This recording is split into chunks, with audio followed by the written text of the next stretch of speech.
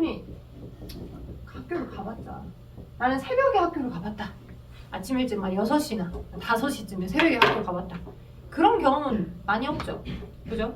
그 시간대 이제 아침에 이렇게 그 시간대 자는 경우는 있지. 방학 중에. 방학 동안에 막 이렇게 쇼츠를 막 보다가 아씨 이때는 자야지. 내일 학원 있으니까 그 시간에 자는 경험이 있어도 그 시간에 일어나서 밖에 나온 경험은 별로 없을까. 근데 봄이나 가을쯤에 맑은 날, 일교차가 큰 날, 아침하고 한낮의 기온차가 되게 큰 날에 보면 밖에 나가 있는 이제 식물의 잎에 그러니까 누가 막 물기를 뿌려주거나 막 물로 막 샤워를 했다거나 새벽에 비가 온 건 아닌데 그 잎들 사이에, 식물의 잎들 사이에 물방울이 맺혀 있는 경우도 있거든요. 간혹 가다가 물방울이. 그게 왜 그런고 하니 식물에, 자, 뭐 때문에? 식물이 얘 약간 이름이 약간 뭐랑 비슷해요? 증발이라고 하는 이름하고 좀 비슷하죠? 약간 비슷해요. 구조가 약간 비슷해요. 왜 그런 구조냐면 이거야. 뿌리 내려져 있는 식물은 항상 토양에서부터 물을 공급받아. 그지? 물을 공급받는데 근데 광합성이라고 하는 건 뿌리 쪽에서 하는 거야. 여기 광합성 할 수 있을까? 햇빛 받을까? 이 뿌리 세포들은 햇빛 못 받죠? 그죠? 뿌리 세포들은 햇빛을 못 받아요. 그러니까 광합성을 할 수가 없습니다. 광합성을 하려야 할 수가 없어요. 그리고 광합성이라고 하는 것 자체는 자 뿌리에서 행하진 않고요. 줄기를 거쳐서 어디? 무성하게 많이 박혀져 있는 잎에서 하죠. 잎에서. 그죠? 잎에 지금 광합성, 잎이 녹색이니까 녹색을 띠고 있으니까 녹색을 띠고 있는 형태의 이 잎에서 엽록체라고 하는 거기에서 광합성을 해야 할 겁니다. 그죠? 근데 아까 광합성 재료에 뭐가 필요하대? 물이 필요하대. 그지? 근데 필요한 물을 야 식물에 잎아 물 받아라 하고서 내가 식물 잎한테 이렇게 막 물을 계속 이제 주는 건 아니잖아. 잎에다가 주는 건 아니잖아. 그지? 잎에다가. 그지? 항상 물은 어디다 줘? 뿌리에다 줘. 뿌리에다 주면 그지? 이 뿌리에 흡수됐던 물들이 잎에까지로 올라가서 공급이 되는 거야. 그 과정이 필요한 거야. 오케이? 그냥 잎에다가 물 주면 잎에서 그냥 바로 다이렉트로 식물이 물을 받으면 좋은데 그런 구조는 없어. 분자 구조 형태로 물이 거기 잎을 통해 흡수되진 않아. 뿌리에서 흡수됐던 게 엘리베이터를 타고 올라가는 것처럼 줄기라고 하는 긴 통로를 지나서 잎까지 올라가야지만 공급이 되는 거야. 잎세포까지 공급이 올라가야지만. 그 작용이 증산작용이야. 오케이? 증산작용의 의의는 뭐냐면 의의는 식물의 수분이 뭐야? H2O. 수분 상승의 원동력이야. 원동력이 되는 힘이야, 힘. 물을 계속 아래서부터 위로 이렇게 운반시켜줄 수 있는 그 공급의 원동력이 되는 힘이 증산작용인데요. 그럼 본질적으로 증산은 뭐냐? 이거야. 내가 비유해서 설명해 줄게. 비유해서. 사람마다 다르겠지만 내가 저녁에 저녁밥을 못 먹을 것 같아. 너무 바빠서 스케줄이. 그래서 점심 때, 그지? 내가 이 한 공기는 점심밥용 해서 먹었어. 배가 불러. 그럼에도 불구하고 내가 저녁에 밥을 못 먹을 것 같으니까 두 번째 공기를 또 먹고 세 번째 공기를 또 먹고 그럴 수 있나? 억지로 먹을 수 있나? 그러지 못하지. 너네 애슐리 같이 패밀리 레스토랑 가봤잖아. 많이 먹어야지 하고 갔지만 한 접시 떠서 한 두 접시 떠서 먹는 순간 아씨 이거 내가 계획했던 거와 다른데 한 10접시는 먹어야 되는데 배가 부른데 하고서 많이 못 먹잖아. 그것도 제한 시간이 2시간 이내까지만 먹어야 되니까 많이 먹고 싶어도 은근히 많이 못 먹는다고. 오케이? 왜? 우리 몸은 이 뱃속에 들어온 이 양분들이 소화가 돼줘야, 그지? 막 이렇게 여기 식도까지 꽉 차 있는 것 같은데 더 계속 밀어 넣을 수는 없잖아. 물론 다른 개념으로 우리 그 한국 사람들이 하는 얘기로 밥배, 빵배, 그지? 술배 따로 있다라고 표현하는 것처럼 각각 뭐 먹고 또 먹고 또 먹고 또 먹고 그럴 수는 있어. 근데 전체적으로 봤을 때 내 배가 완전히 꽉 차 있을 때 내가 저녁에 밥을 못 먹을 것 같다고 해서 저녁밥을 미리 땡겨서 먹을 수는 없다. 얘가 소화가 돼야, 소비가 되어야 또 다른 게 맛있게 들어와. 그치? 소비가 돼야 또 다른 게 맛있게 들어와. 그런 것처럼 증산은 이거야. 계속 이 입 안에, 그러니까 물관과 체관이 연결된 관이 있어서 입 뒷면에 있는, 입의 뒷면에 있는 기공을 통해 입 뒷면에 열린 공간이 있어. 그게 기공이야. 기공을 통해 H2O 물을 버려준 거야. 얘를 수증기 상태로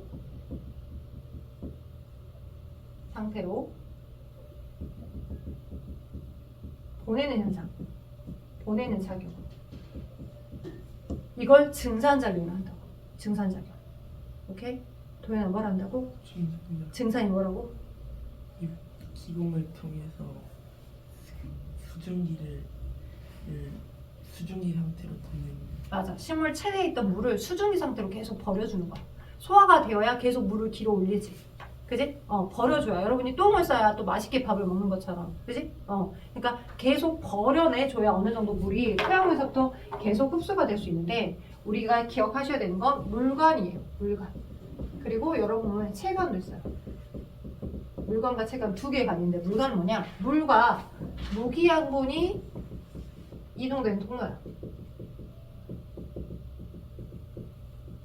오케이? 녹화되고 있지? 되고 있네. 자, 물과 무기양분의 이동 통로가 물관이고요. 상대적으로 광합성에서 만들어진 양분이 있는데 그게 유기양분이야. 유기양분의 이동 통로가 체관입니다. 이 물관과 체관 두 개를 합쳐서 뭐라 하냐면 관다발이라고 해요. 자, 책에 안 적어져 있죠? 적어주세요. 관다발이라고 해서 저 관다발 물관과 체관은 뿌리에서부터 줄기 잎까지 하나의 긴 파이프라인으로 연결되어 있어요. 뿌리서부터 줄기 잎까지도 쭉 하나의 파이프라인으로 연결되어 있습니다.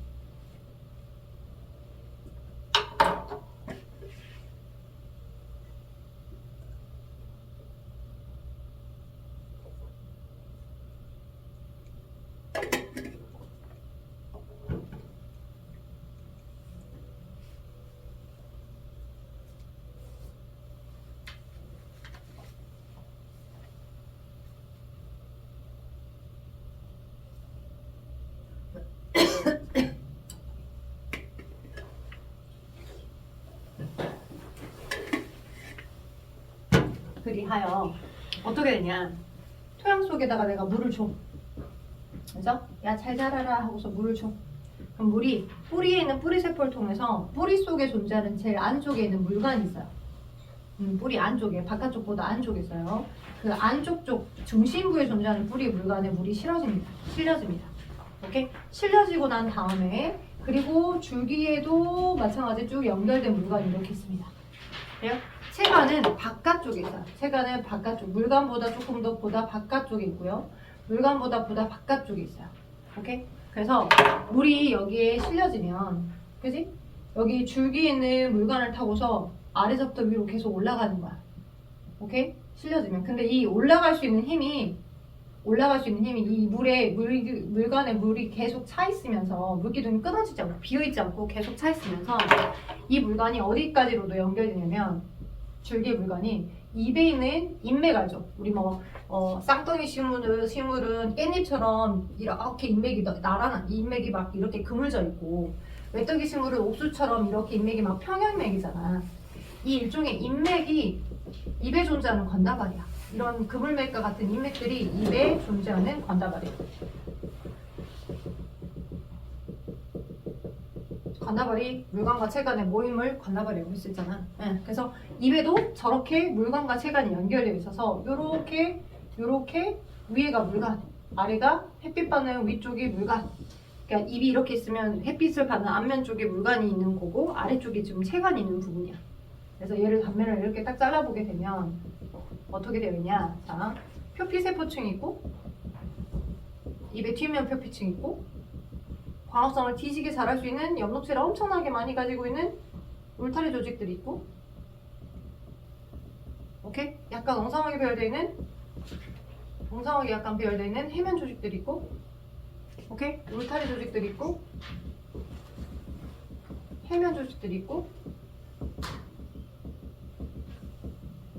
오케이? 울타리 조직과 해면 조직이 있고, 오케이? 요 사이에 얘를 이렇게 입에 있는 물관과 체관을 딱 단면을 관다발을 딱 자르게 되면 이렇게 큰 동그란 모양으로 물관 세포들이 모여있는 물관 조직이 있고, 살아있는 세포로 되어 있는 체관 조직으로 모이는 체관 조직이 있어. 체관 세포들로 되어 있는. 오케이? 얘가 관다발이야. 이 동그란 게. 이 파란 게. 관다발이고, 이 관다발이라고 하는 긴 파이프라인을 동그랗게 잘랐을 때 여기 있는 많은 세포들이 이렇게 되어 있다고. 오케이? 이게 입의 관다발이야. 입에 존재하는 관다발. 그러면 계속 비실비실 뿌리로부터 줄기로부터 계속 쭉쭉쭉쭉쭉 빨아 올라가고 있는 저 물들이 어떻게 된다고? 여기에 물이 있으면 수증기 상태로 여기 잎 뒷면에 기공이 열릴 때가 있거든? 한낮에 열려. 대부분의 식물들은 햇빛을 많이 받은 한낮에 기공이 열립니다. 기공. 이 기공을 열리게 하는 작동 원리는 잠깐 쉬었다가 다시 해줄 거예요. 그래서 기공들이 이렇게 열려지게 되면 열린 기공으로부터 수증기 상태로 물이 나가는 거야. 열린 기공으로부터 여기 물관에 있었던 물기가 기체 상태로 나왔다가 얘가 기화되는 형태로 수증기 상태로 나가게 된다. 기체 상태로. 돼요? 그러니까 계속 버려지니까 열린 기공을 통해 버려지니까 어쩌겠어? 물이 그지? 계속 물기둥을 타고 계속 올라갈 수 있겠지. 버려지니까 물기둥을 타고 계속 올라갈 수 있겠지. 버려지니까 그지? 수화가 돼야 저녁밥을 맛있게 먹을 수 있는 거죠. 돼요? 그래서 증산작용은 자 식물의 수분이 계속 뿌리에서부터 줄기 잎까지 계속 한 방향으로 올라갈 수 있게끔 해주는 원동력이야. 돼요? 근데 이렇게 증산이 일어나려면 누가 잎의 앞면 쪽이 있고 잎의 여기가 뒷면 쪽이잖아. 깻잎으로 보면 햇빛을 많이 받는 쪽 여기 이쪽이 앞면이면 햇빛을 받지 못하는 아래쪽이 뒷면이거든. 앞면 부분이 있고 그죠? 뒷면 부분이 존재하는데 이 뒷면 쪽에만 존재하는 특별한 세포가 있어. 그게 공변세포야. 공변세포. 오케이? 잎 뒷면, 잎의 앞면엔 거의 없고 잎의 뒷면 쪽에 서로 마주보고 있는데 핵을 갖고 있으면서 원래는 식물의 표피세포에 엽록체가 있을까 없을까? 모든 식물세포에 다 엽록체가 있나? 그러진 않아. 여러분 양파 생각해봐. 양파 어때? 녹색이야? 까맣지? 투명하지? 양파는 어디에? 흙 속에 담겨져 있는 저장성이야.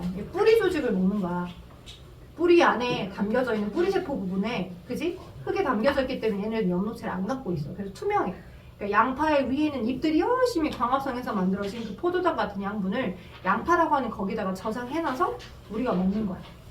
얼마나 궁합이 좋니? 삼겹살 먹을 때 고기 구워 먹으면서 삼겹살의 기름, 탄수화물, 지방, 그지? 단백질하고 지방 섭취가 되면 탄수화물도 같이 먹어줘야지. 그래서 포도당 같이 구워서 먹는 거야. 양파 구워서 먹으면 맛있잖아. 그지? 그런 것처럼 탄단지가 다 흡수가 되는 형태거든요. 그래서 원래 모든 세포에 엽록체가 있는 게 아니야, 식물에. 대체적으로 엽록체를 안 갖고 있는 세포는 표피세포야. 오케이? 잎의 앞면과 잎의 뒷면에 존재하는 한 층을 덮고 있는 이 표피세포들은 엽록체를 안 갖고 있어. 표피세포, 표피조직 엽록체를 안 갖고 있어. 너도 엽록체를 안 갖고 있어. 오케이? 근데 잎 뒷면에 존재하고 있는 한 쌍의 세포가 진화한 거야. 엽록체를 갖는 형태로 진화했어. 그래서 진화해가지고 엽록체를 가지고 있으면서 서로 마주보고 있는 애들이 있습니다. 이걸 공변세포라고 해요. 여러분 제가 거기 공변세포 아래 그림 보이죠? 거기다 동그라미 잡아. 거기 61쪽 아래. 자, 잎의 뒷면 부분 그림 보이죠? 선생님이 그려줬던 그림처럼 잎 뒷면에 표피세포 있고 잎 뒷면에 또 표피세포 있는데 마주보고 있는 공변세포가 있어요. 그 공변세포가 만들어낸 구멍을 우린 기공이라 합니다. 오케이? 그리고 오른쪽 더 디테일하게 제가 공변세포를 좀 설명을 할 건데요. 공변세포. 이 공변세포의 기공 열림과 닫힘에 의해서 증산이 일어나는데 그거를 잠깐 쉬었다가 할게요. 그래서 공변세포의 구조와 기공, 오픈, 클로스. 그죠? 공변세포 구조. 이걸 잘 이해하셔야 증산이 잘 끝날 거라서 자, 지금 17분? 12분인 것 같으니까 20분에 제가 수업 들어올 테니까 7분만 쉬었다가 이제 합시다. 화장실 갔다 올 사람 갔다 오시고 오늘 증산 끝낼 거야. 기본 이제 증산이 일어나려면 잎 뒷면에 기공이 열려졌을 때, 그죠? 기공이 열려졌을 때 수중의 상태로 내가 원래 가지고 있던 물관을 통해 머물러서 가지고 있던 그 물을 수중의 상태로 버려줘야 버려준 것만큼 계속 빨아 올릴 수 있는 거죠. 그죠? 네, 계속 빨아 올려서 수분을 상승시켜서 이 잎세포에게 계속 공급이 되어야 광합성 재료로 계속 광합성을 많이 할 수 있겠죠. 자, 그래서 원인과 결과가 조금 연결되어 있는 것처럼 보이지만 언제 기공이 열리냐? 공변세포의 구조를 알면 기공이 열릴 수 있습니다. 오케이? 공변세포는 잎 뒷면에 존재하는 이 바깥쪽, 잎의 앞면 쪽이 아니라 잎 뒷면 쪽에 원래 존재하고 있었던 표피세포들이 있는데, 그죠? 그 표피세포들이 이렇게 표피세포들이 있는데 앞면의 표피세포와 다르게 뒷면의 표피세포는 몇 개의 표피세포가 좀 진화된 세포가 있어. 그래서 핵만 가지고 있는 게 대부분의 표피세포였는데 일부분은 엽록체를 가지고 있는 상태로 서로 여기 안쪽이 세포벽이 조금 더 두꺼워. 이렇게 한 쌍으로 존재해. 오케이? 또 일부분은 이렇게 엽록체를 가지고 있는 상태로 세포벽이 조금 더 두꺼운 구조를 가지고 있습니다. 얘를 확대를 한번 해볼게. 이 부분을 확대를 하게 되면 여기 두 개가 각각 엽록체를 가지고 있는 세포인데 이 엽록체를 가지고 있는 세포가 뭐가 되는 거다? 너가 공변세포야.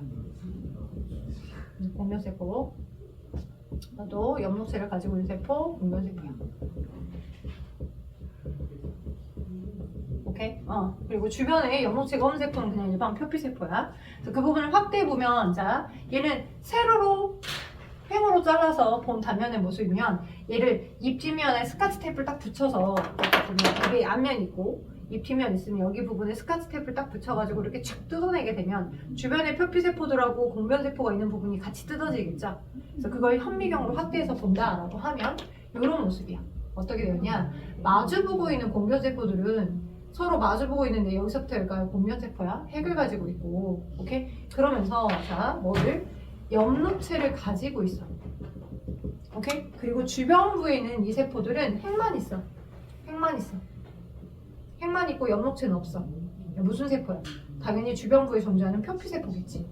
표피세포. 내가 지금 한 쌍에 해당하는 공변세포 그림을 그렸지만 이렇게 가다가 서로 마주보고 있는 또 다른 공변세포도 있어. 이렇게 여러 쌍이 있으니까 입 뒷면 여러 군데 그래서 엽록체를 가지고 있고, 그죠? 엽록체를 가지고 있고 핵도 있고. 근데 표피세포는 핵만 있고 엽록체는 없어. 그러면 낮에 햇빛을 받으면 뭘 하겠어?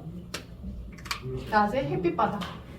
오케이? 그러면 막 햇빛 받아서 엽록체가 없는 얘네들은 광합성 안 하겠지만 엽록체가 있는 얘네들은 뭘 하겠니? 당연히 광합성을 하겠지. 그지? 그럼 그 엽록체가 있는 이 엽록체를 가지고 있는 여기에다가 광합성에 의해서 뭘 만들어 저장할 거야? 녹말을 만들어서 여기다 저장을 하고 있죠. 그죠? 녹말을 만들어서 여기다 저장을 하고 있을 거야. 녹말을. 그지? 녹말을 만들어서 여기다 저장할 거니까. 그러면 주변부는 뭔가 물질이 추가적으로 만들어져 있지 않기 때문에 저농도야. 추가적인 어떤 물질들이 저장되어서 만들어져 있지 않기 때문에 저농도가 되는 거고, 여기 엽록체를 가지고 있는 곳은 녹말을 만들었죠. 광합성을 해서. 그러니까 상대적으로 특정 다른 입자를 더 갖고 있으니까 고농도야. 고농도. 엽록체를 가지고 있는 곳에서 광합성을 한 결과 고농도가 돼. 오케이? 그러면 어떤 현상이 생기냐? 삼투라고 해서 삼투. 여러분이 이제 고일통합과학을 하시면서 배우시게 될 건데, 삼투는 수용액 상태에서 세포막과 같은 반투과성 막이 있을 때 모든 물질을 다 통과하는 게 아니라 반만 통과해. 어떤 거? 물 같은, 그지? 덩치가 큰 용질은 통과가 불가능하고, 덩치가 좀 더 작은 물과 같은 용매들은 움직일 수 있어. 그래서 여러분 혹시 엄마가 김장 담글 때 제일 먼저 뭐 하는지 알아요? 김치 담글 때 배추를 먼저 사줘. 그리고 바로 엄마가 양념을 한 다음에 양념을 거기다 바를까? 그치, 소금에다 절여놔. 배추가 이만했었어, 뚱뚱했었거든. 근데 소금에 하루 정도 절여놓으면 소금 때문에 얘가 부피가 좀 줄어. 그래서 이제 막 이만했던 이때시만했던 부피의 배추가 소금에 절여지면서 부피가 줄어들어. 막 물이 바깥으로 방출돼. 오케이? 왜 그러냐면 먼저 식물세포 안에도 물이 많이 들어있어. 여러분이 엄마가 요리하시는 거 옆에서 봐보면 오이 소박이 같은 거 할 때, 오이 같은 거 나물 할 때 처음에 이제 오이를 센 거를 잘라다가 막 소금에다 절여서 물기를 안 빼잖아요. 그러면 나중에 그 오이를 묻혀놓고 나중에 먹으려고 하다 보면 거의 반찬통이 물바다야. 오이 자체가 물기를 많이 가지고 있는데 그 물이 양념이 발라진 그곳 쪽으로 오이 세포에 있었던 물이 바깥으로 많이 빠져나와. 오케이? 배추세포 안에 있었던 물이 원래 이 배추세포 쪽에 있던 물들이 지금 막 소금을 치치치 뿌려놔야 빨간색이 소금이야. 그럼 소금이 뿌려진 바깥 부분이 고농도야. 야 조용해! 소금이 뿌려진 바깥쪽 부분이 고농도야. 오케이? 고농도. 농도가 높고 배추세포 쪽은 농도가 낮아. 농도가 낮아. 져요. 그러니까 시간이 갈수록 어떻게 되냐. 세포, 배추세포 속에 있던 물들이 바깥쪽으로 빠져나가는 거야. 배추세포에 있었던 물, 저농도에 있던 물이 고농도 바깥쪽으로 빠져나가서 농도의 구배를 맞추려고 물이 바깥쪽으로 이동해. 그게 삼투현상이야. 삼투현상. 이런 삼투를 이용해서, 그지? 삼투를 이용해서 식물도 이 표피세포에서도 공변세포에서도 삼투현상이 일어나는 거야. 얘가 낮 동안에 광합성을 하니까 엽록체 내에 여기가 광합성에 의해서 고농도로 뭔가 물질이 저장이 되어 있잖아. 그지? 그래서 시간이 흘러갈수록 저에 있던 물이 고로 이동합니다. 저온도에 있던 물이 고농도로 이동한다. 오케이? 네, 여기가 고니까 녹말이 만들어져 있고 엽록체에 고농도니까 저농도에서 고농도로 물이 이동해가 저농도에서 고농도로 물이 이동해가 오케이? 그럼 시간이 흐를수록 어떻게 되냐면 공변세포의 주 특징이 마주보고 있는 안쪽은 세포벽이 두꺼워. 공변세포의 안쪽은 세포벽이 두껍습니다. 두껍다. 그러니까 두꺼우니까 힘에 의해서 얘를 당겨내려고 할 때, 그지? 좀 더 힘이 많이 들겠지. 좀 수월한 곳이 먼저 팽창이 될 거 아니야. 그지? 그래서 저에서 고로 삼투현상으로 물이 밀려들 때 당연히 먼저 공변세포가 먼저 광합성을 했고 공변세포가 먼저 광합성에 의해서 고농도로 농도가 많이 만들어져 있고 농도 구배가 생기면 저에 있던 물이 고농도로 이동해왔죠. 삼투현상으로. 그죠? 그러면 바깥쪽의 세포벽이 얇기 때문에 바깥쪽이 먼저 부풀어 올라. 우리가 후 풍선 불듯이 얇은 부분이 먼저 불려지잖아. 그지? 텐션이 약한 쪽이 먼저 불려지고 텐션이 센 쪽은 나중에 불려지잖아. 그런 것처럼 후후후 이제 불어넣게끔 되면 저에서 고로 이렇게 물이 안에서 바깥으로 공변세포 안으로 먼저 들어오고 마지막에 되게 텐션을 강하게 가지고 있는 이제 세포벽이 두꺼운 안쪽 부분이 여 위는 약간 위아래는 약간 고정이 되어 있단 말이에요. 이렇게 막 팽창이 되다 보니까 바깥쪽이 마지못해서 이렇게 휘어지면서 벌어지는 거야. 그러면서 열려져 있는 틈이 생기는데 이 틈을 우리는 기공이란다. 이 빈 공간이 기공이야. 오케이? 기공은 어떻게 열린다고? 공변세포가 광합성 한 결과 열린다. 오케이? 예, 기공은 어떻게 열린다고? 공변세포가 광합성을 하니까 열리는 거야. 됐죠? 그래서 저항에서 고의 농도구배가 생겨서 저농도에 있던 물이 고농도로 이동해 간 결과 마지못해서 마지막에 벌려진 열린 기공이 생기게 되면 그 열려져 있는 기공을 통해 물관에 차져있던 물관에 거의 물이 끄트머리까지 다 차져있어. 그러면 주변이 건조하면 건조할수록 물이 막 바깥쪽으로 증발이 많이 되잖아. 수증기 상태로. 그런 것처럼 물관 쫙 끝에까지 물관세포까지 물이 많이 차져있기 때문에 열려져 있는 기공을 통해 수증기 상태로 바깥쪽으로 계속 물이 빠져나간다. 주변이 어떻게 돼? 건조했던 게 좀 사라지겠지. 돼요? 그래서 물이 이렇게 마주보고 있었던 열려져 있는 기공을 통해 여기 물관에 있었던 물이 수증기 상태로 바깥으로 빠져나가니까 아래서부터 위로 계속 공급될 수 있는 거야, 물이. 되겠죠? 오케이? 그래서 증산의 증산은 수분 상승의 원동력. 수분이 상승되는 원동력. 그럼 언제 증산이 잘 일어나겠니?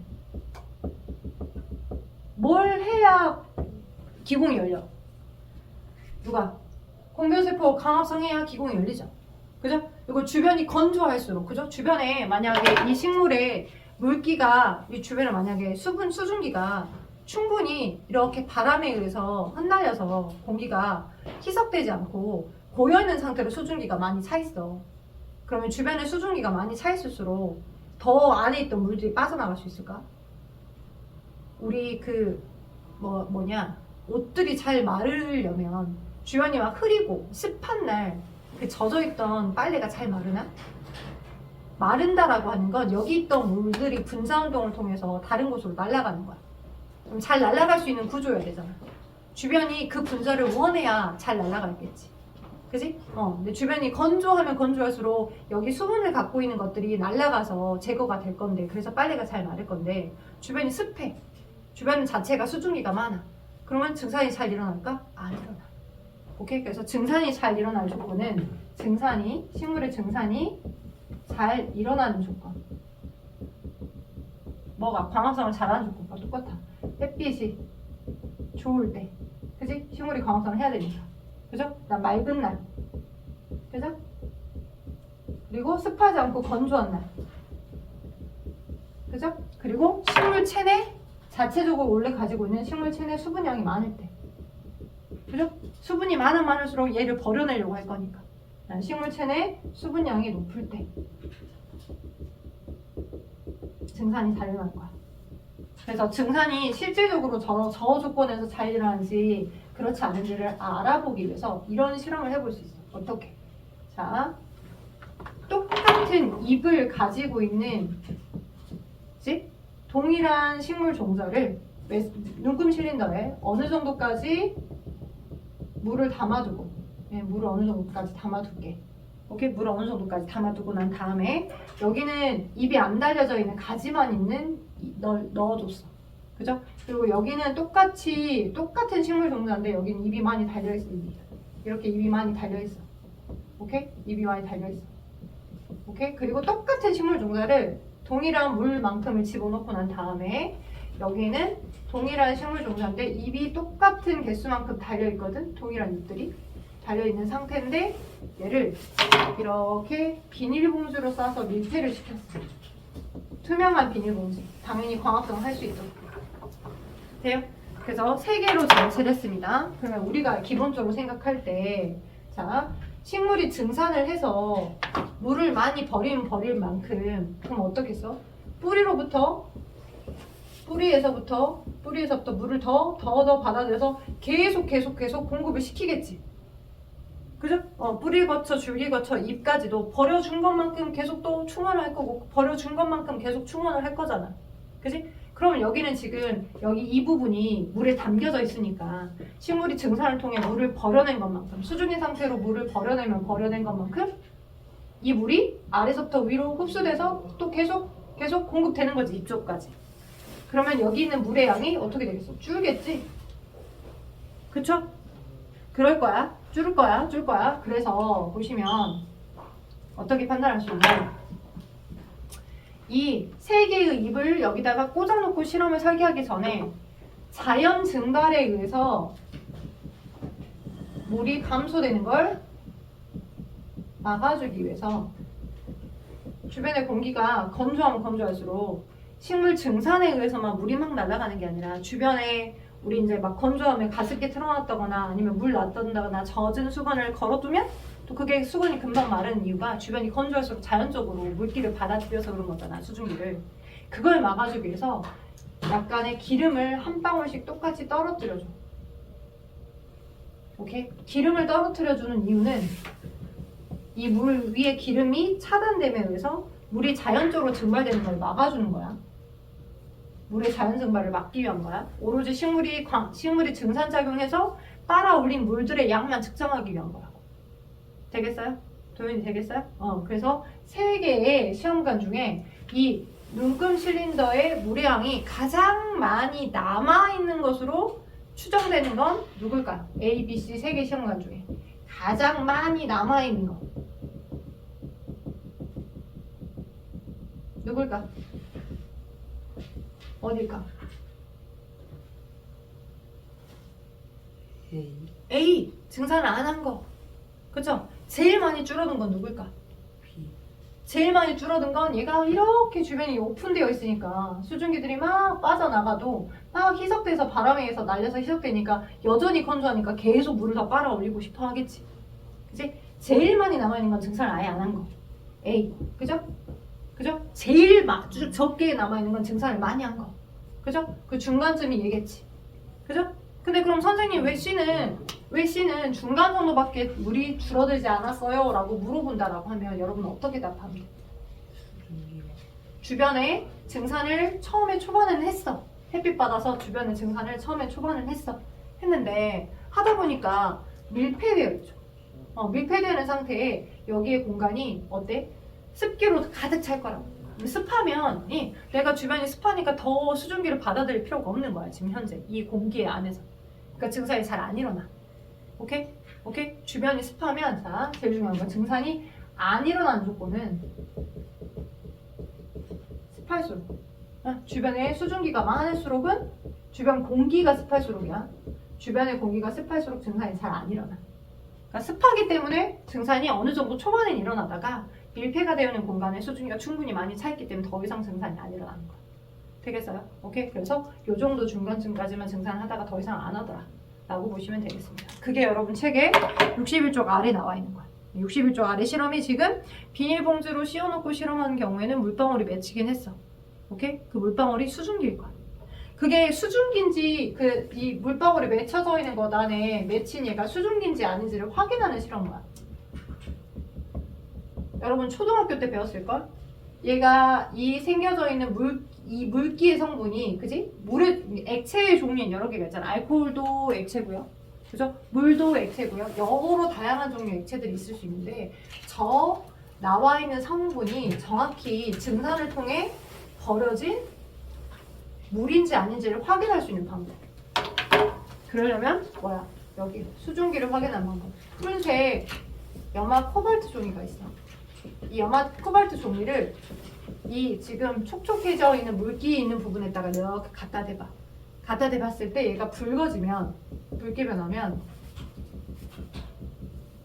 뭐일 경우에만 그렇게 바뀌어. 물하고 만났을 때는 이렇게 바뀌어. 기억해두고. 오케이? 그래서 그 밀폐되어 있는 공간 안에 존재해진 그 물방울의 정체가 액체 에탄올도 아니고, 그지? 수증기라는 걸 확인할 수 있어. 푸른색 염화 코발트 종이가 붉게 변하면 물이다 라고 하는 걸 확인할 수 있다는 걸 기억하시고요. 그래서 4번에 증산이 잘 일어나는 조건, 그죠? 어쩔 때 햇빛 강하고 온도 높고, 그죠? 광합성을 잘하는 조건이죠. 그리고 습도는 낮고 바람 잘 불어야 광합성 잘 할 수 있습니다. 그래서 증산작용과 광합성, 기공이 많이 열려서 증산작용을 활발하게 하면 할수록 이산화탄소가 또 더 많이 흡수가 될 거고, 그래서 뿌리에서 흡수한 물이 이까지 상승하면 광합성도 더 동반되는 작용으로 광합성을 더 잘 할 거예요. 넘겨봐. 62쪽에 7번부터 10번 먼저 지금 한번 해보시고요. 7번부터 10번 바로 놓기 다 하신 다음에 거기 64쪽 9번, 10번